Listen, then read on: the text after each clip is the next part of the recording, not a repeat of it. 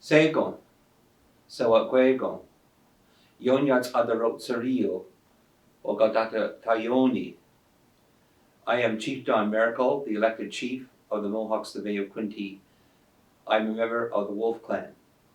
My Mohawk name is Adarotsario, which is interpreted good friend. I bring greetings to you today as we commemorate the 237th anniversary of the landing of our forefathers on the shores of the Bay of Quinte on May the 22nd, 1784. Shortly after Columbus discovered lands in South and Central America and the Spanish and Portuguese population began to explore for gold in that region, other settlers came to the North American shores, which included the Dutch, the English, and the French. The French came down the St. Lawrence River in 1534 with Jacques Cartier and met the St. Lawrence Iroquois. In 1535, the French explorers went on to Hochelaga, which is now Montreal. In the early 1600s, the Dutch came to the shores of North America and met, first of all, the Lenape and later the Iroquois people. In 1613, our ancestors made an agreement with the Dutch called the Truro Wampum Treaty, or the Gaswunta, which meant our people would both be self-governing and respect the rights of each other to control their own affairs. The treaty also brought peace and friendship and trade relations. Our ancestors were among the natives who were the backbone of the early American economy. We traded furs for iron pots, axes, shovels, and other implements, and also later guns to facilitate the hunting of the beaver and other fur-bearing animals. However, the quest for furs in the 1600s brought warfare with our ancestors, the Hurons and other Algonquin-speaking tribes.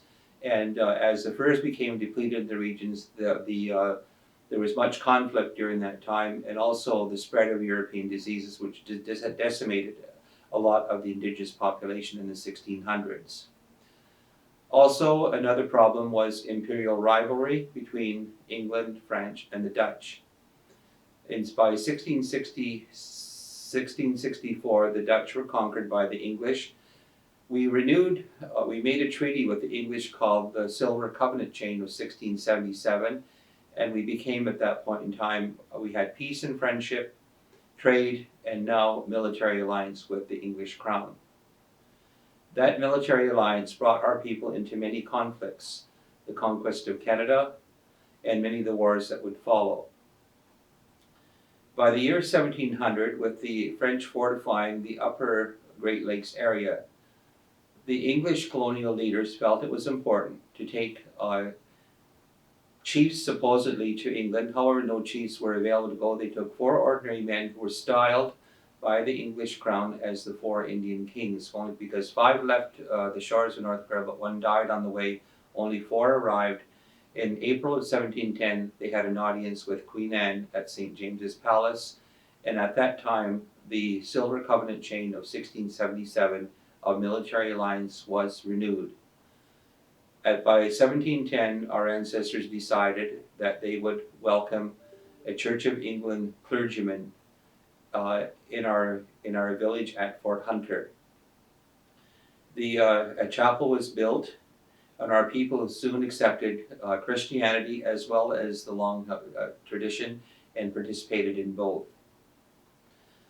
By 1759, the French, the English, through the French-Indian Wars, had conquered the French population, and in 1760, the Articles of Capitulation were signed at Montreal.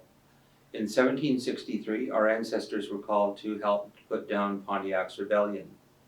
Also, land frauds were a long-standing issue in our relationship with the Crown, as represented by the first Indian agent, Sir William Johnson, who was the spouse of Molly Brant, Captain Joseph Brant's sister. So the Royal Proclamation was put in place, and one of the provisions was to protect Indian land from frauds and land abuses, so that the relationship with the English Crown would remain honorable, and strong.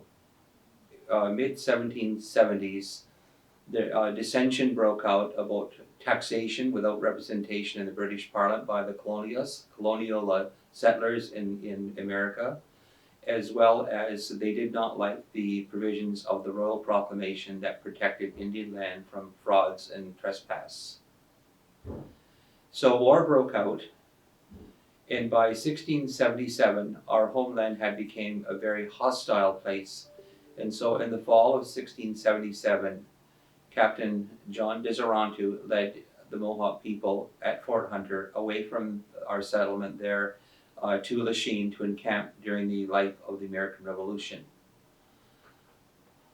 These were years of hardship for our people. There was oftentimes sickness and famine and death, and also warriors being lost in warfare as John Deseronto and others led forays into the Mohawk Valley to participate in the war effort and also to disrupt enemy supply lines and to be a source of intelligence for the British military. However, when peace was negotiated with the signing of the Treaty of Paris, 1783, there was no provision for our ancestors to return to our beloved homeland in the Mohawk Valley, as was promised by the British, that we would be restored and preserved in the occupation of our traditional homeland. So the governor asked our leaders, Captain John Deseronto and Captain Joseph Brant, Diondanega and Deseronto, to select lands, any unsettled lands in Upper Canada. And so our Joseph Brant decided they would settle at the Grand River with their community, and our Captain John Deseronto selected the Bay of Quinte area. Although the land that was granted was much smaller than what had been promised to Captain John Deseronto, our ancestors arrived here on the 22nd of May, 1784. Their first act of arrival was to have a ceremony of thanksgiving for the safe arrival of our ancestors. And there was probably around a little over 100 people came in 20 canoes, and their first act was an act of thanksgiving, a prayer, and a Mohawk hymn for their safe arrival, and to ask the Creator's continued protection and blessing on our people, so that our people would be able to make this a new and peaceful homeland. Peace was always the cornerstone of the most valued element of our relationships within our communities and also with other nations.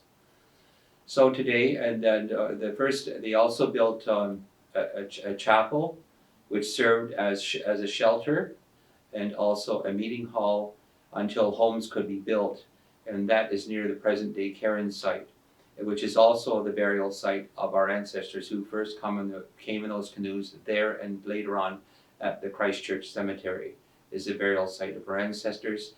And it is believed that Captain John Deseronto was also buried at the Cairns site.